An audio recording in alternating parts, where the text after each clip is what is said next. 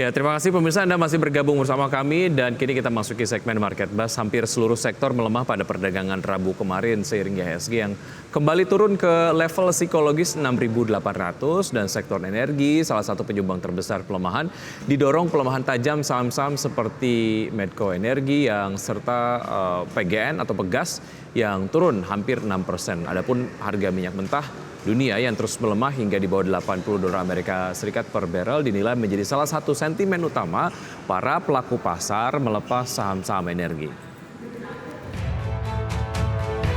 Sempat meninggalkan 6.800 pada sesi siang, indeks harga saham gabungan pada sesi sore akhirnya ditutup di level psikologis 6.800-an, turun 0,58%. Volume transaksi mencapai 19 miliar unit saham dengan value 8 triliun rupiah. Pelemahan IHSG diiringi hampir seluruh indeks sektoral kecuali sektor kesehatan. Sektor energi salah satu yang turun paling dalam 1,45%, dimotori saham Medco Energi yang anjlok 5,53%. Serta saham energi khususnya oil, gas, and coal lainnya seperti Adaro Minerals minus 5,24%, PGN turun 5,79%, Transco Pasifik turun 3,26%, Indo Tambang Raya 2,47%, Adaro Energi turun 1,21%, dan Indika Energi turun 1,60%. Pasca rilis kinerja kuartal 3, inti yang tertekan. Selain kinerja keuangan, pelemahan saham-saham energi ini seiring dengan minyak dunia yang melemah bahkan hingga 4%. Hingga kemarin minyak Brent berada di level $81 Amerika per barel serta minyak mentah WTI 17,6 US dollar per barel yang merupakan level terendah sejak 25 Agustus. Posisi ini tentunya semakin jauh dari target beberapa minggu lalu, di mana sering gejolak Timur Tengah, posisi harga minyak dunia diperkirakan bisa naik ke $90 Amerika Serikat per barel. Harga minyak memudar akibat perpaduan kekhawatiran tentang permintaan global. Sementara negara-negara produsen minyak utama termasuk Arab Saudi dan Rusia telah memperkuat komitmen untuk memotong pasokan minyak sukarela tambahan hingga akhir tahun. Tetapi upaya ini tampaknya belum mampu menenangkan pasar. Pelemahan harga minyak juga diperparah perlambatan ekonomi China. Terbaru surplus neraca dagang China mengecil ke level terendah dalam 17 bulan terakhir, padahal impor minyak mentah China pada bulan Oktober masih menunjukkan pertumbuhan yang kuat, namun penurunan angka surplus tersebut menunjukkan terus menurunnya prospek ekonomi China, yang didorong oleh penurunan permintaan di negara tujuan ekspor terbesarnya yaitu Amerika Serikat. Diperkirakan pasar minyak kemungkinan akan tetap volatil dalam jangka pendek karena pengaruh berbagai faktor global dan regional yang mempengaruhi harga minyak. Meskipun ada sejumlah kekhawatiran, beberapa pakar industri berpendapat bahwa pergeseran menuju energi terbarukan dan fokus yang semakin meningkat pada pengurangan emisi karbon dapat memainkan peran penting dalam pembentukan pasar minyak di masa depan. Untuk itu, menurut para pakar, upaya untuk beradaptasi dengan perubahan ini adalah suatu keharusan bagi produsen minyak dan negara-negara pengimpor. Berbagai sumber, IDX Channel. Pemirsa, PT Bursa Efek Indonesia akan memastikan PT Nusantara Infrastruktur Tbk Meta melakukan pembelian kembali atau buyback seluruh saham yang berada di publik sebelum delisting. BI menegaskan Meta akan menjadi perusahaan tertutup, harus melakukan pembelian kembali atau buyback saham sebagai perlindungan investor. Dikutip dari berbagai sumber, Direktur Penilaian Perusahaan Bursa Efek Indonesia IGD Nyoman Yetna mengatakan BI harus memastikan peraturan terkait melakukan buyback saham sebagai perlindungan bagi investor oleh emiten terkait dijalankan sesuai dengan regulasi. Selain itu, Bursa juga memastikan pihak-pihak yang ditunjuk dapat melaksanakan kewajiban dan memastikan saham yang beredar di masyarakat dapat dibeli kembali dengan harga yang wajar. Untuk langkah selanjutnya, BI akan melakukan dengar pendapat dengan Meta terkait apa yang menjadi latar belakang dilakukannya delisting sukarela. Sebelumnya, sebagai langkah awal perlindungan bagi para investor, Bursa Efek Indonesia memutuskan untuk melakukan penghentian sementara perdagangan efek perseroan di seluruh pasar. Suspensi berlaku efektif terhitung sejak sesi 1 perdagangan efek di Rabu 8 November 2023 sampai batas waktu yang tidak ditentukan. Seperti diketahui mengacu pengumuman BI sebelumnya, PT Nusantara Infrastruktur Tbk atau Meta menyampaikan rencana untuk melakukan go private dan voluntary delisting kepada bursa setelah memperoleh persetujuan dari pemegang saham melalui rapat umum pemegang saham luar biasa perseroan yang akan dilaksanakan di 19 Desember 2023. Berbagai sumber IDX Channel.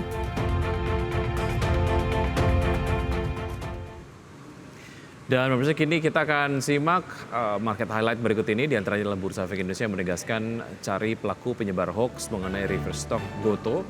Kemudian juga ada informasi mengenai semarak IPO di Bursa Efek Indonesia membawa jumlah emiten capai 900 emiten. Kemudian saham cuan kembali naik hampir 8% pasca disuspensi selama 1 hari.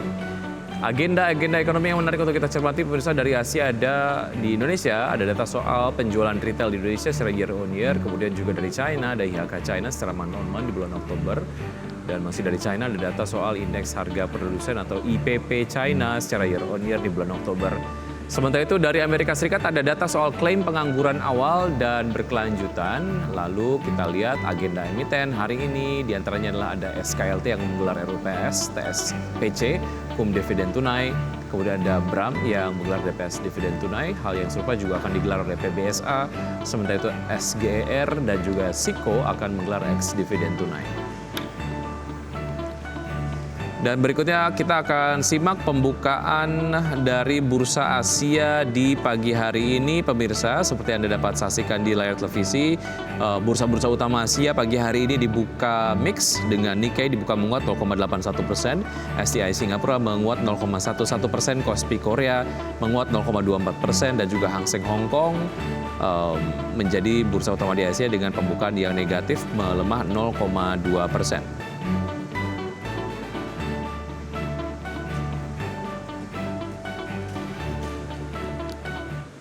Dan pemirsa sudah tersambung melalui video conference ada Bapak Muhammad Nafan Aji Gustautama. Beliau adalah Senior Investment Information dari Mirai Aset Sekuritas Indonesia. Halo Pak Nafan. Halo, selamat pagi Mas Wiki, selamat pagi pemirsa IDX Channel. Pagi, terima kasih sudah bergabung bersama kami. Semoga kita sehat selalu Mas Nafan. Amin. Baik, oke. Thank you. Kalau kita bicara mengenai perusahaan grup Salim Meta ini mau delisting, ada upaya kemudian dari Bursa Efek Indonesia sendiri untuk mengamankan lah ya investor dengan menyampaikan kepada Meta kalau mau delisting harus buyback dulu. Nah, sejauh mana ini kemudian menjadi satu hal yang nampaknya cukup menarik untuk dicermati, Pak Nafan? Oke, ya terima kasih Mas Wiki. Memang sebenarnya kita akui bahwasannya ya ketika terjadi pengumuman adanya ini ya Meta untuk go private ya, sebagai para pelaku investor tentunya kan memiliki ini ya, merasa khawatir ya, apalagi kan mereka juga memiliki saham ya yang sudah terakumulasi sebelumnya kan.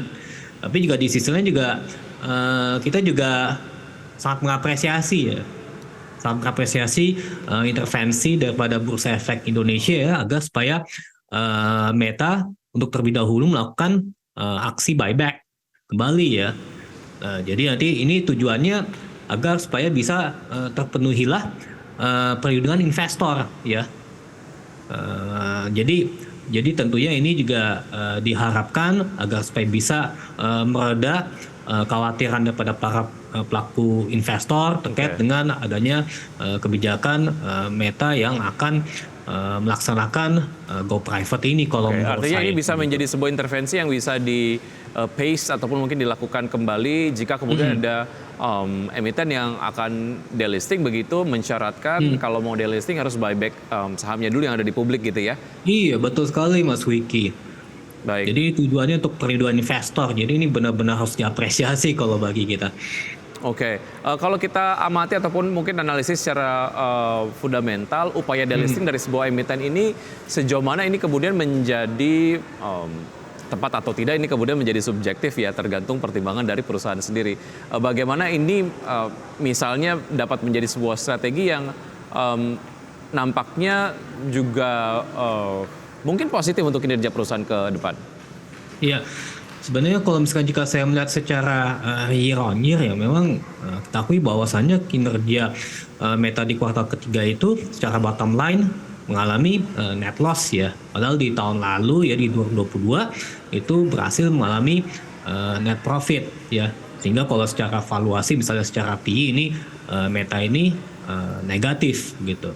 Tapi kalau misalnya jika dan juga di sisi lain ya ini juga secara Q on Q ya. Ini juga mengalami peningkatan net loss ya yang terjadi dari Meta atau Nusantara Infrastructure ini begitu. Jadi kalau misalnya untuk melaksanakan aksi buyback emiten, jadi nanti diharapkan agar untuk kinerja ke depannya itu mesti harus ini ya, mesti harus bisa terjadi perubahan ke arah yang lebih positif lagi, dan tentunya juga penerapan dari good corporate governance pun juga harus perlu ditingkatkan gitu, sebab yang namanya perusahaan go publik kan pasti kan harus menerapkan good corporate governance dan konsekuen ya, berbeda dengan misalnya go private begitu kan.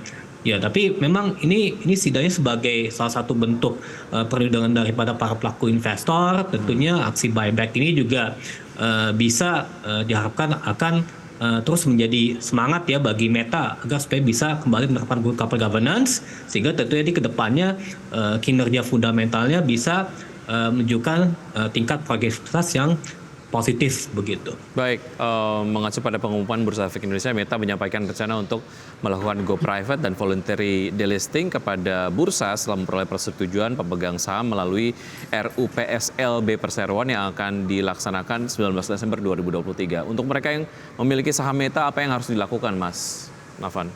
Nah, di sini misalnya kalau secara teknikal, ini saya melihat secara teknikal dulu. Ini kan pergerakan harga saham Meta ini kan masih berada di atas moving average 20 maupun juga moving average 60. Walaupun sebenarnya kalau secara fase bullish ini sudah relatively terbatas gitu. Jadi ini saat ini Meta ini sedang dalam fase bullish consolidation gitu. Antara support di kisaran 212 hingga resistance di 270. Jangan sampai misalnya Meta ini turun di bawah support di 212 ya, maka dari itu nanti dia akan membentuk pola trough ya atau low ya, ini bisa dikisar di bawah 180 gitu. Jadi memang sebenarnya ini juga upaya daripada buyback yang harus dilakukan oleh Meta ini ya, oleh Bursa Efek, ini tujuannya agar supaya bisa benar-benar melindungi investor begitu, agar supaya harganya tidak mengalami penurunan yang begitu signifikan misalnya seperti tapi Meta sendiri ini sudah disuspend 2 hari, artinya betul. Suspensi ini akan terus kemudian dilakukan sebelum tanggal dilakukannya delisting atau seperti apa most likely untuk kasus-kasus delisting, Mas Nafan? Ya, memang ini tujuannya agar supaya bisa meredakan kekhawatiran daripada para pelaku pasar ya, kalau menurut saya begitu ya. Jadi memang nanti kalau misalnya jika proses suspensi perdagangan ini berakhir, kemudian juga tingkat kekhawatiran daripada para pelaku investor juga menurun, kemudian juga Meta berhasil melaksanakan buyback secara konsekuen ya, tentunya nanti juga pergerakan harga sahamnya juga nanti kita akan lihat lagi begitu pergerakan harga sahamnya seperti apa. Betul. Begitu. Dan memang belum diketahui Meta sendiri akan buyback di level berapa begitu ya. Kalau memang sudah diketahui, kira-kira nanti investor sudah tahu mau ngapain gitu ya. Oke, kita akan jeda sejenak Mas Nafan karena kita akan menyaksikan informasi berikut ini, dan tetap bersama kami, bisa jeda, kami akan segera kembali.